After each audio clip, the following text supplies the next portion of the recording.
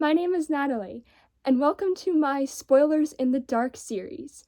Today, I'm going to be talking about The Raven Boys by Maggie Stievator. This will be a full spoiler review, so you have been forewarned.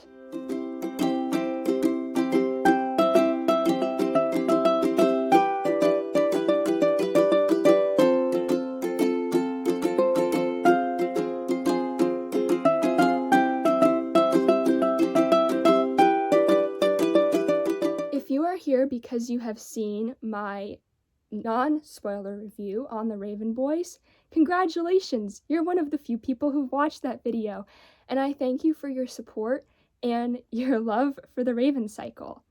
If you haven't seen that video, I would suggest you go back and watch it, as I will not be talking about the plot of this book very much. I will be talking about what I liked and disliked about this book. There's not much that I disliked. The story begins, Blue Sargent had forgotten how many times she'd been told that she would kill her true love. This first sentence already throws us into a climactic sequence, also called in media res, meaning in the middle of action. Blue, at the very beginning of the book, is sitting in a graveyard on St. Mark's Eve. Now, just so all those people out there that don't know what St. Mark's Eve is, even after reading this book, here's what it is. It's the day where all of the spirits of the dead come out, but not people who've already died, the people who will die in the next year. It's a actual mythological thing that people believe, and it's actually a day on the calendar. If you were to go, say, look in your phone and click under calendar, there would be a day marked St. Mark's Eve. It's a little creepy, but its dwellings go back to even in the times of William Shakespeare. It's mentioned in A Midsummer Night's Dream, and frankly, when I read that book, I was so happy that that was at the end of the book, because I was like, oh my gosh, it's the Raven cycle! This is so cool! Now, I'm going to talk about the characters in this book, because this book is very character-driven, meaning that the characters are the people in the story that really drive the story to keep going. If it wasn't for the main Raven Boys and for Blue, this would not be a story. And also, there are a lot of supporting characters in this story that make this story what it is. And it's, quite frankly, amazing. I love this book so much because of the characters.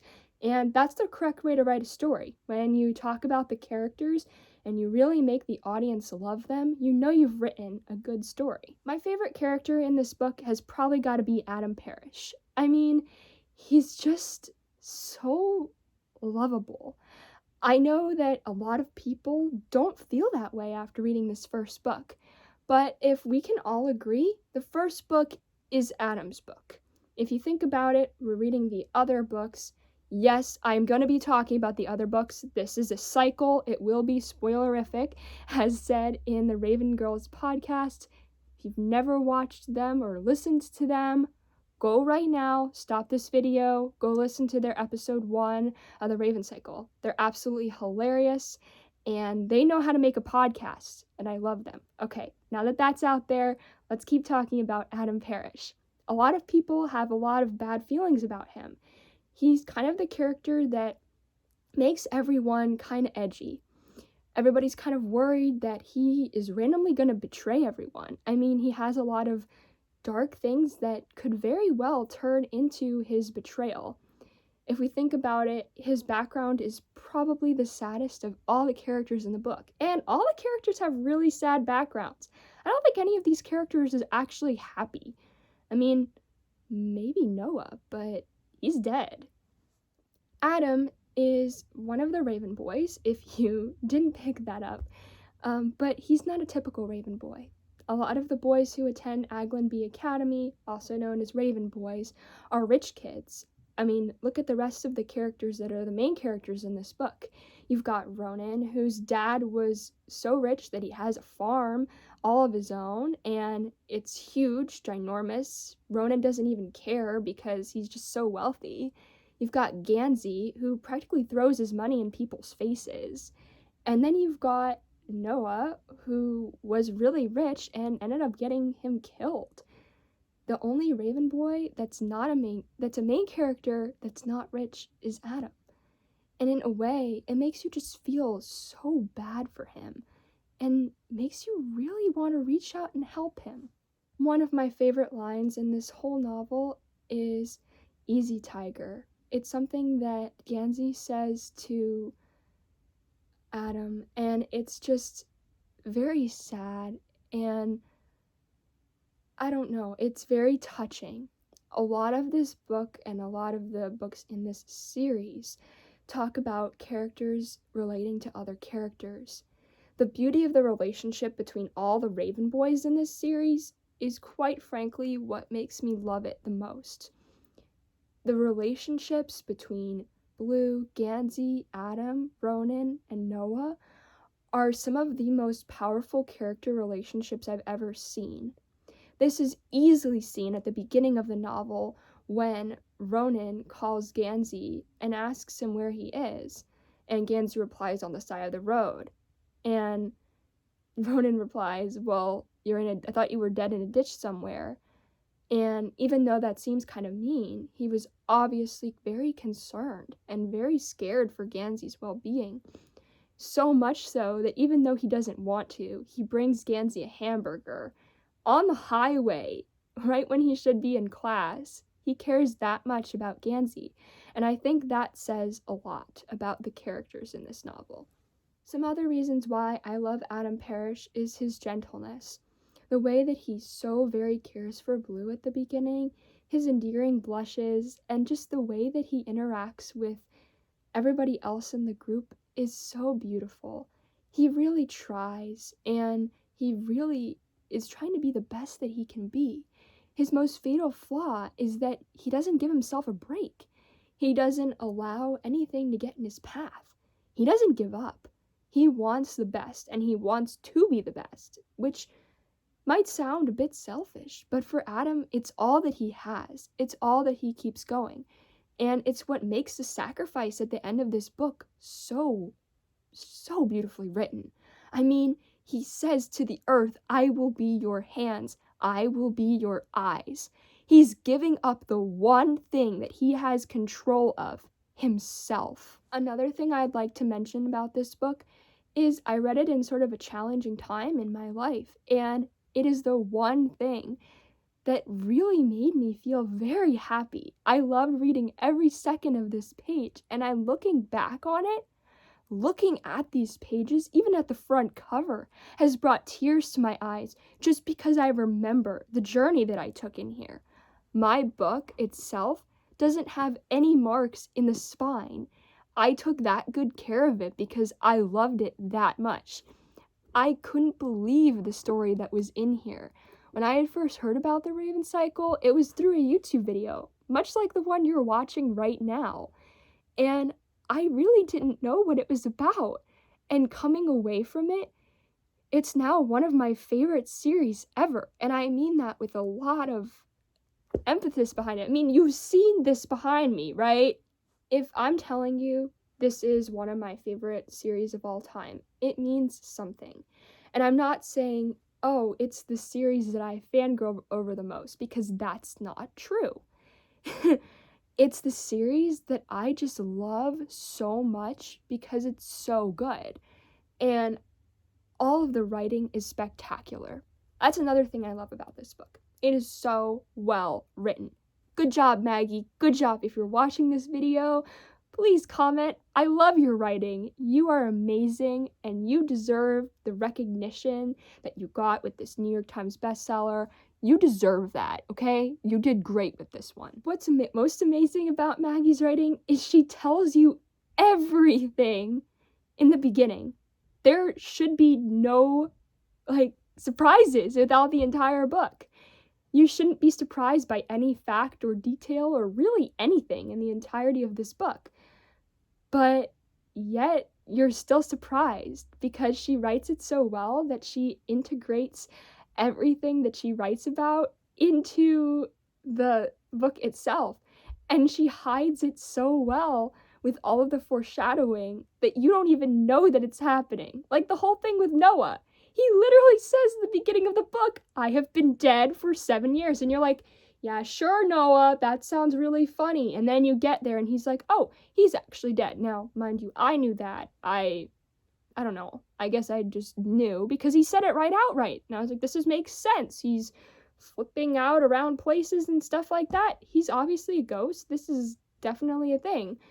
But a lot of people didn't see that coming. And even the whole relationship between Adam and Ronan, so foreshadowed. I mean, it's just everywhere. If you go back, even the demon in the last book is foreshadowed in this book. Everything was set up and everything is just lined in this perfect order.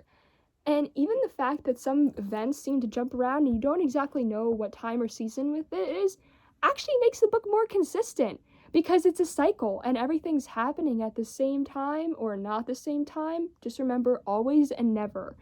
That might probably make you more confused, but I tried. Anyway, the fact that it's a cycle doesn't matter about the time. It's just always happening and never happening, and I think that's important to know. Maggie very well wrote this novel, and she knew what she was doing when she wrote it. There's no denying it. I want to take a quick minute to talk about Cabeswater. I love Cabeswater. It's beautiful. And the lake with the fish and the trees that speak Latin.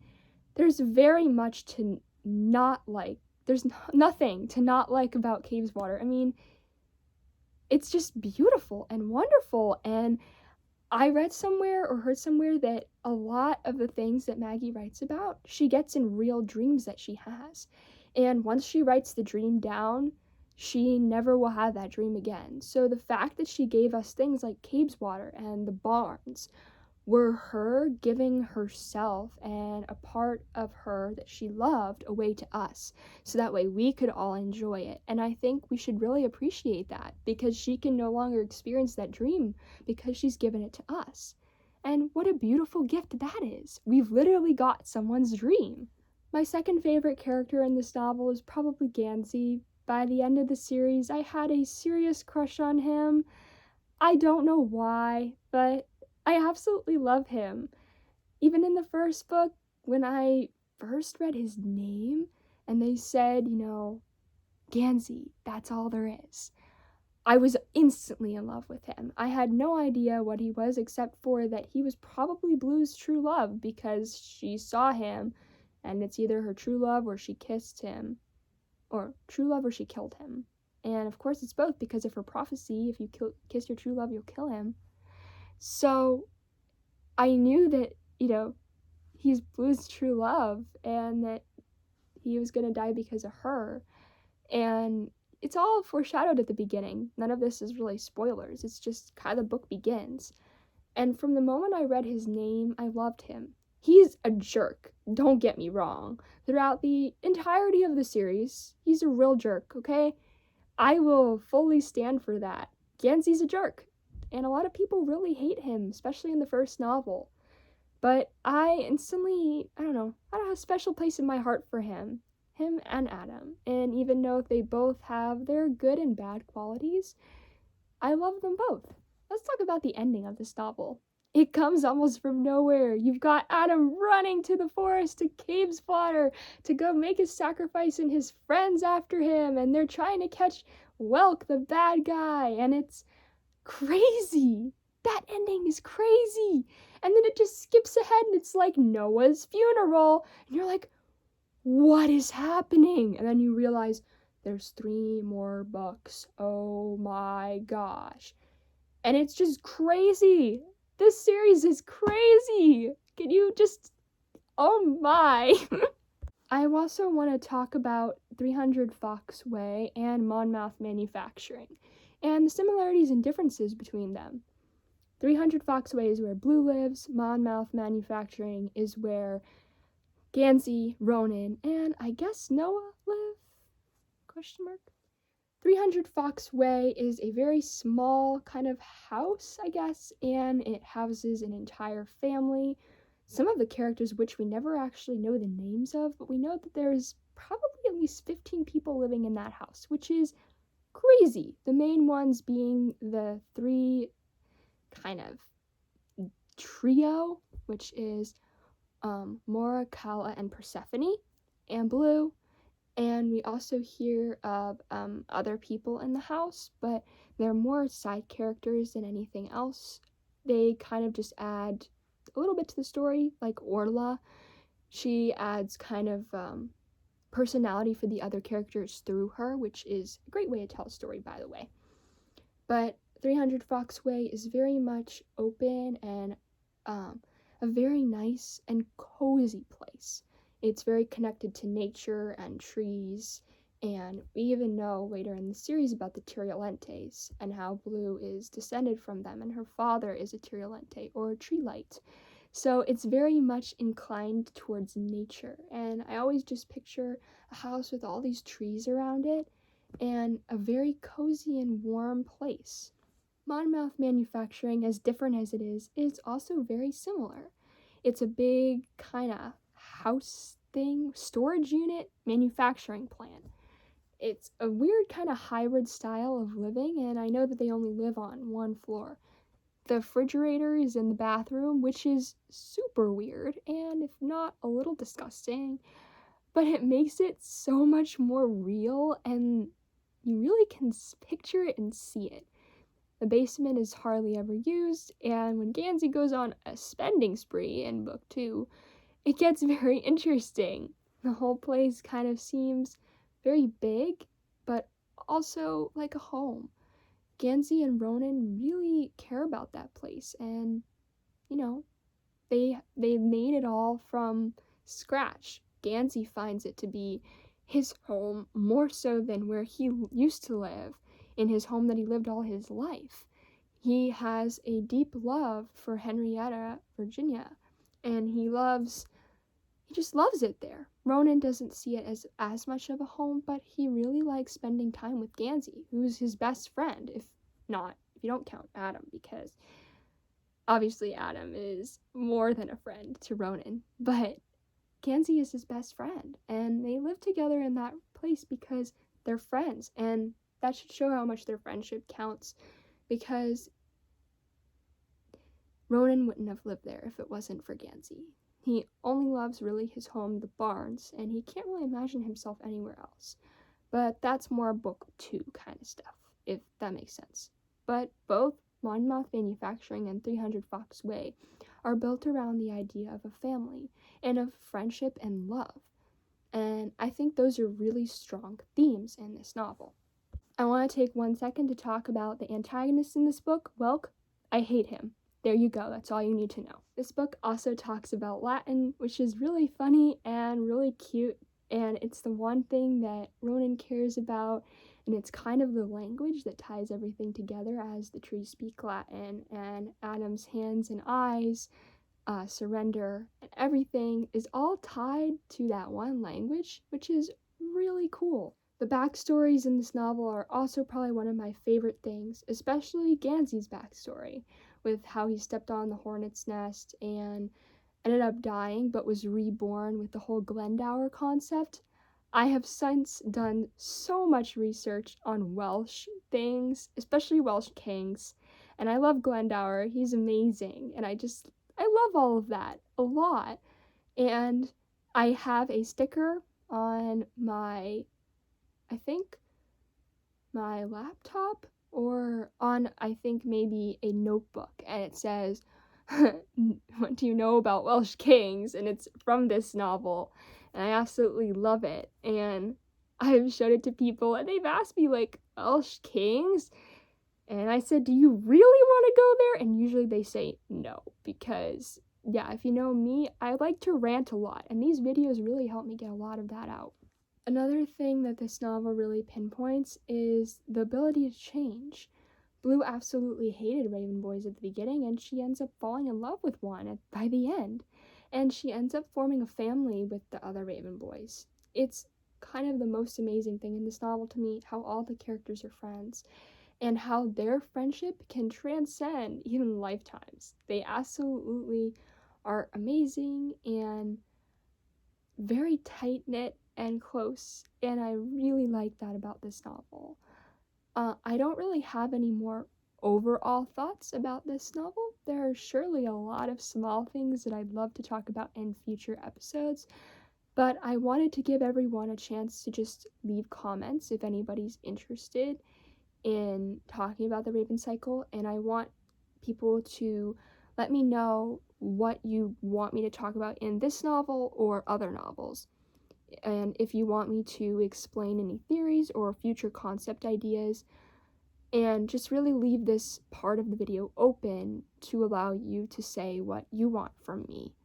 I can tell you right now what I want from you is the comments, and if you would like to like this video or subscribe, I would very much appreciate it. I want to be able to share my views on books with a lot of people, so if you could just tell other people about this and other videos that I'll make in the future, that would be most wonderful.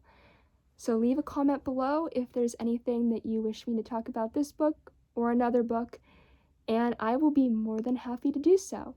But until then, go and reread this book because it's amazing, and share your thoughts with me because I love to hear them. Anyway, bye guys!